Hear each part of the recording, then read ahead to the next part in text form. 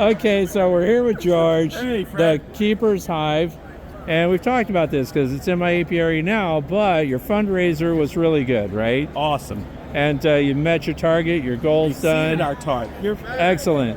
So you're the first interview for the North American Honeybee Expo, Wow, as it awesome. should be. And here's what I like. You like You the have your two-queen system. We've done interviews before. We talked about the Keeper's Hive. Sure. Has there anything significant been changed since that interview, or can we just dive straight in on a double queen system? I think the 2 billion hive is pretty much the same. We have a hive that produces a huge amount of honey that's easy to manage, and it's the keeper's hive.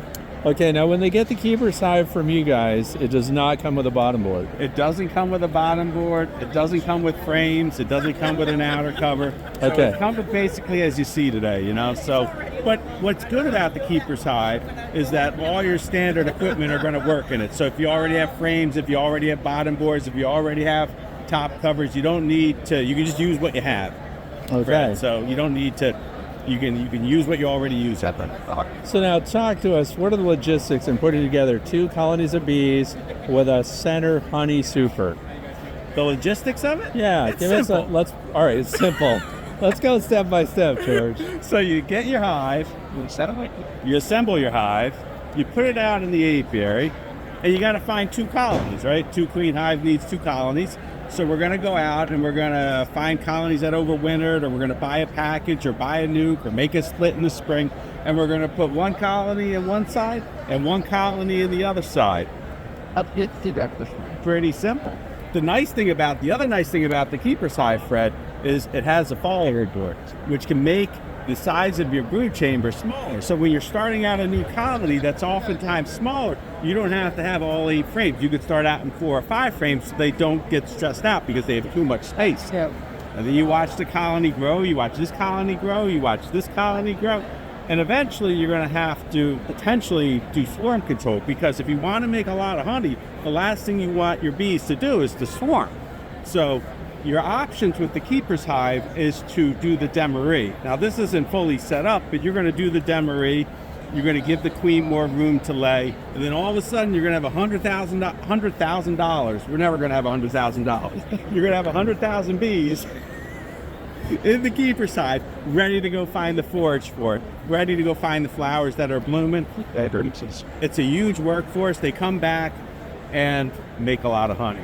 Now, when they get up into the super, you've got a divider. So they're not actually, your storekeeper bees aren't putting honey away with one another. Is there ever a point where they're all mixing together above? We have a queen excluder down below.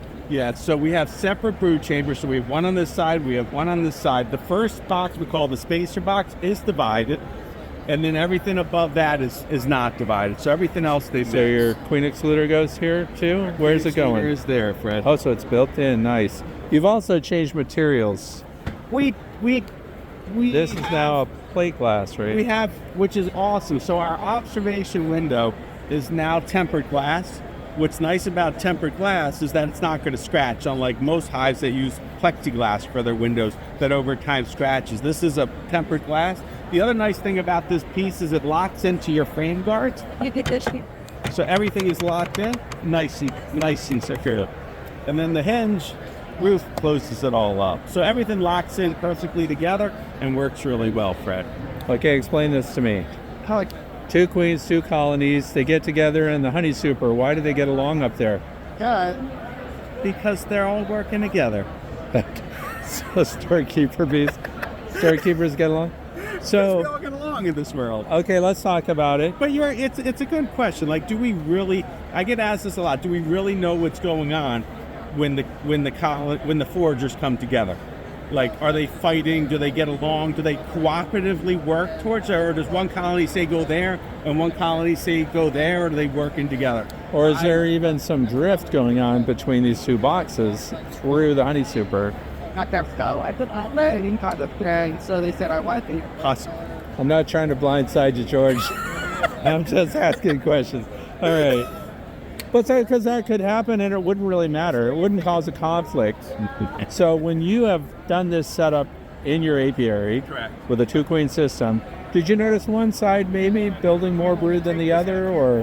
What I recommend doing now, which I didn't do 5 years ago when I started this journey, right now I recommend the bottom boards facing opposite direction, which I think is important for drift, honestly. You know, when you have the bottom boards facing in the same direction and one side's a little bit stronger, I think there's more tendency to drift towards that side.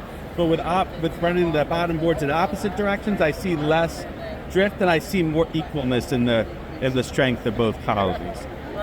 But with any when you're running 2 colonies in the same hive, you're always at risk for having one queen go away or one colony be stronger than the other because one queen's younger or one queen's better mated.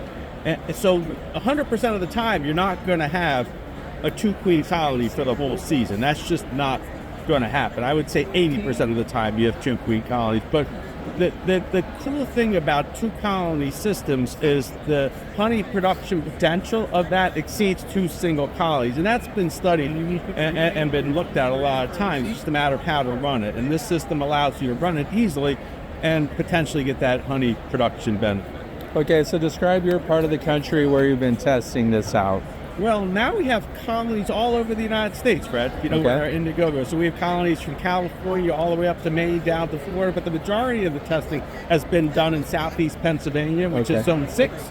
So we have 4 seasons. Our winters generally get as cold as 10 degrees, basically, and have had great overwintering success. I mean, there's nothing different about this than, honestly, a traditional 10-frame. Well, actually, for wintering, you've got a common wall, so you have nice and warm colonies down below because they are kept down because of the queen excluder. Or do you remove the queen excluder for the winter? So we have 2 options to overwinter the 2-queen hive, right? So, and that's totally up to what you prefer. So option number 1 is to leave the queen excluder on and to take the frames out of the spacer box and basically run an 8-frame single deep through the winter and put your fondant and emergency food up here. So you're running 8 frames in the brood chamber with your emergency feed up above. The option number 2 would be to take your queen excluder out and leave 5 frames of honey up top here. So you have 8 frames in the brood chamber, then 5 frames of honey up top. So the phase move up. That's my preference on what to do, but I've done both. So it all depends on how much honey do you want to harvest and how much do you want to feed going into winter. My preference is to leave the bees the honey and not feed a lot of sugar water. So I leave the 5 frames of honey in this box. I know other people who harvest all 250 pounds of honey and then feed them back sugar water or fondant in the waste. Do you find that they concentrate their brood towards this common warm wall? In the winter? Any time of the year, when they're building up in spring Because sometimes when we push hives together, that common warm wall, they'll end up brooding up that section first, but you're not seeing that in this configuration. The brood nest is symmetric and spherical and generally sits in the middle of this. Each box. In the winter, when the bees move up, they do tend to come together towards the middle if they're small to share heat, but generally, the other nice thing is on this hive, it's an 8-frame brood chamber. So there's 4 frames that are underneath the observation window, and there's 4 frames that are underneath the queen excluder. So sometimes a hive inspection is as simple as opening up the roof and looking at how many frames of bees do you have. And if you have frames of bees all the way out to the side, then you're probably okay. You're probably queen right. And you're probably good. If you're not queen right, you're going to see bees come out of that brood chamber and go elsewhere in the hive. So if you open up that frame and you only see a couple of frames of bees, then you want to go farther. But sometimes it's as simple as that. Just opening up with it and visually inspecting, which is awfully nice to be able to do. Which is the feature of the keeper's hive, that you don't have to lift off those boxes to access your brood. If somebody's just seeing this for the first time, you can beekeep from your seat. An easier way to manage bees. You can see right away. Got any questions? Paula's got some questions. Hey, Paula. I was going to type it to Fred, so I didn't interrupt his video, but thank you. Good. Can I get in with Paula? And for those who don't know, Paula's only a friend of mine. She's also a Cornell University master beekeeper. Wow. So I am not a master beekeeper. But you could. Baby. Just from experience. Okay. So my question is about condensation, was it? So In the in winter. the winters, do you leave the glass on top and do you insulate this top in any way? So yes, yes. Okay. So in the winter, we leave the observation window in place, and we put a 3/4 inch foam board on top of the observation. We just drop a foam board in there. Okay, got it. All right. So Yeah. there's no issue with No. because of these. Now, with that said, I typically overwinter with 5 frames up here of honey, and they tend to move in that direction anyway. So in my bees, when I overwinter with 5 and 5 honey up there, I don't see a lot of bees here. They tend to move towards the middle. Through the center and up. Then you're obviously letting there's one more right here. I'm putting foam board with bees. Okay. I tend not to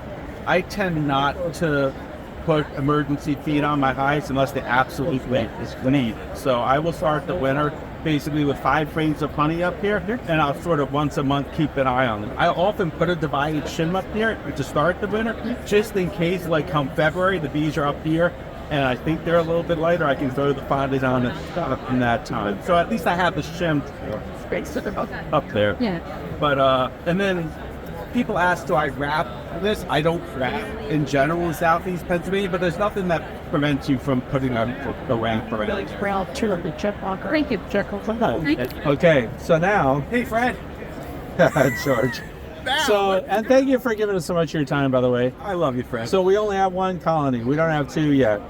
Can we start in this and just have one side in use and wait until later and populate the other side, or do you have a better recommendation? I would probably wait until you have 2 colonies. 2 full in this, colonies. honestly, because otherwise you're gonna be very your supers are really gonna be offset from where your brood is. And Okay. I think I would probably wait until I had 2 colonies to start up this. And what of your current offerings, equipment-wise here, what's your most popular so far? What are people really showing an interest in?